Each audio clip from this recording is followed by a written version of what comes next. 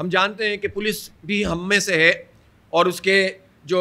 اہلکار ہوتے ہیں وہ دن رات کام کرتے ہیں، ان کی تمام خدمات کی ہم قدر کرتے ہیں، لیکن اس موقع کے اوپر بھی اگر آپ پرچون کی دکانیں بھی بند کر دیں جو حکومت نے بھی اعلان نہیں کیا، دودھ کی دکانوں کے اوپر بھی جا کر رشوتیں لینا شروع کر دیں، لوگوں کو تنگ کرنا شروع کر دیں، ایف آئی آریں کاٹنے کی دھمکیاں دیں اور رشوت کا ایک نیا بہانہ بنائیں، تو ظاہر ہے یہ حکومت کا کام ہے کہ وہ پولیس کی اس طرح کی یہ جو بھی اقدامات ہیں اس پر وہ جو ہے وہ فوری طور پر ایکشن لے. تو پولیس کی جو زیادتیاں یہ ختم ہونی چاہیے. امیر جماعت اسلامی کراچی حافظ نعیم الرحمان نے وفاقی اور صوبائی حکومتوں سے مطالبہ کیا ہے کہ شہر میں جزوی طور پر ایمرجنسی حالات میں مارچ اور اپریل کی بجلی اور گیس کی بلز معاف کیے جائیں. اس وقت تو ایمرجنسی ہے، کچھ پتہ نہیں کہ کب کمپلیٹ لاک ڈاؤن ہو جائے، اس پر دو رائے ضرور موجود ہیں، لیکن ایسے موقع پر کیا لوگ بجلی کے بل دیتے رہیں گے؟ جو فیول ایڈجسٹمنٹ چارجز لگا کے آپ ڈبل بل بھیجتے چلے جا رہے ہیں، اور ان پرائیویٹ کمپنی کو جو کہ الیکٹرک کی صورت میں موجود ہے کھلی چھوٹ دی ہوئی ہے. ابھی انہوں نے انڈسٹریز کے اوپر پچھلے کچھ چارجز جو کہ نافذ بھی نہیں تھے اس کو لگا کر ڈبل کے قریب بل دینا شروع کر دیا، اور عوام کو یہ ریلیف ملنا چاہیے کہ ان کے جو مارچ اور اپریل کے بل ہیں بجلی اور گیس کے ان کو ویو کیا جائے، اس کو ختم کیا جائے. تمام سرکاری ہسپتالوں کے معیار کو بہتر بنایا جائے اور تمام سرکاری اور غیر سرکاری ہسپتالوں میں کورونا کے مریضوں کے ٹیسٹ اور علاج کا مفت انتظام کیا جائے. آغا خان ہسپتال کی زمین فری میں دی گئی ہے اور یہ ایکڑوں پر مشتمل یہ زمین ہے. ٹھیک ہے یہاں پر اچھا علاج ہوتا ہے، لیکن یہ علاج غریب لوگ آدمی کے لیے نہیں ہے. یہ علاج تھوڑے بہت وہ جو زکوٰۃ کے پیسے ہیں اس سے ریلیف کر دیتے ہیں. اب یہ کرونا کے مسئلے پر تو اس آغا خان کو ٹیکس کو فری کرنا چاہیے نا. یہاں سے اتنے مہنگے ٹیسٹ کیوں ہو رہے ہیں؟ اور حکومت نے کیوں ان اداروں کو اجازت دی ہوئی ہے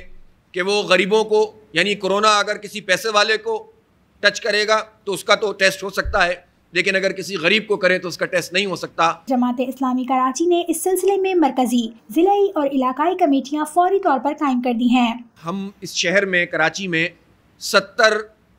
کرونا وائرس سے جو متعلق ہیلپ سینٹرز ہیں، یا اس کا نام ہم نے جو ہے وہ ہیلپ سینٹرز رکھا ہے، ان کو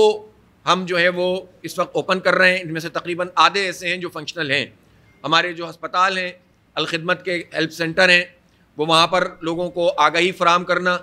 کوئی اگر مدد کی ضرورت ہے تو اس مدد کے لیے حکومت سے کوارڈینیٹ کرنا. شہریوں سے اپیل کرتے ہیں کہ عوام آزمائش کی اس گھڑی میں تعاون کریں. اس نازک گھڑی میں اصل ذمہ داری حکومتوں پر عائد ہوتی ہے. اس لاک ڈاؤن جو عملاً اب لاک ڈاؤن سندھ کی سطح پہ تو کم از کم ہو چکا ہے، اس لاک ڈاؤن کے نتیجے میں جو بے شمار لوگ ہیں جن کے مسائل پیدا ہو گئے ہیں، کھانے پینے کا مسئلہ پیدا ہو گیا ہے، ڈیلی ویجز پہ کام کرنے والے مزدور ہیں جن کا کوئی پرسان حال نہیں ہوتا ہے، جس دن کماتے ہیں اس دن گھر میں راشن لے کر آتے ہیں، تو اب کئی دن ایسے گزر گئے ہیں کہ اب ان کے لیے کوئی راستہ موجود نہیں ہے. اسی طرح فیکٹریوں میں کام کرنے والے مزدور ہیں، اسی طرح ٹھیکیداری نظام کے تحت کام کرنے والے لوگ ہیں، خواتین ہیں کہ جو گارمنٹ فیکٹریوں میں اور مختلف جگہوں پر کام کر رہی ہوتی ہیں،